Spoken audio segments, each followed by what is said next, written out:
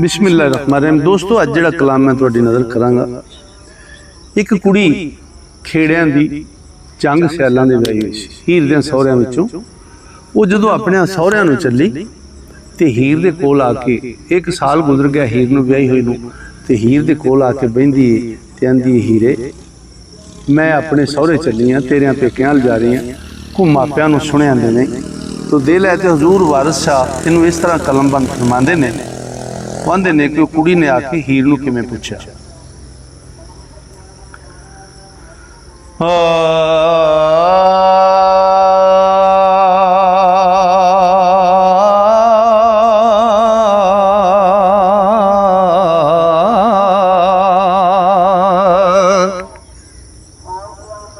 होया साल तबीत ते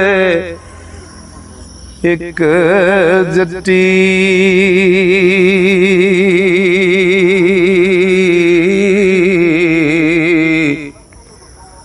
तरफ जंग सियाल दे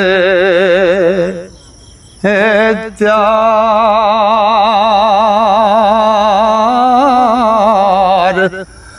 होई।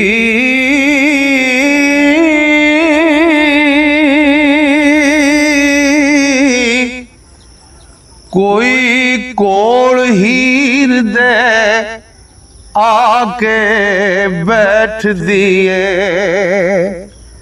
ओ ते कहंदी तेरे तो मैं नसार होई।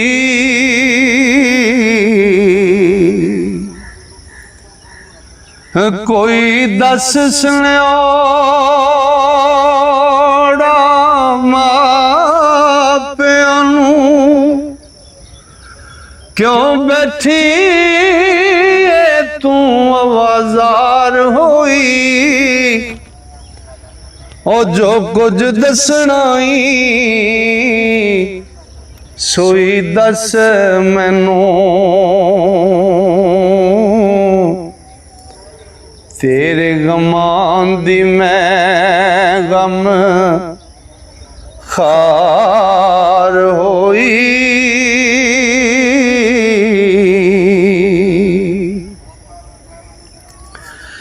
मैं तां चलिया सावरे वल हीरे,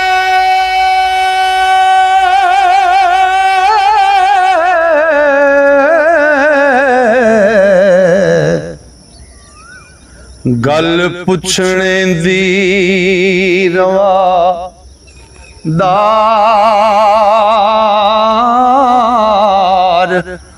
होई।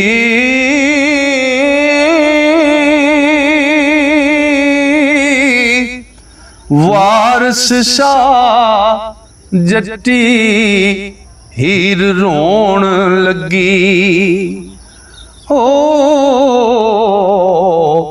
नी मैं तरांजने बाज खवार होई।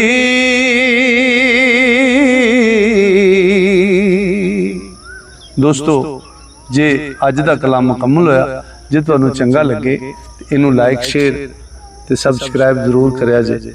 इंशाअल्लाह अल्लाह सोहने फजल कीता तुहाडी खिदमत विच नवें तो नवां कलाम लैके हाज़र होंदे रहांगे। अस्सलाम वालेकुम।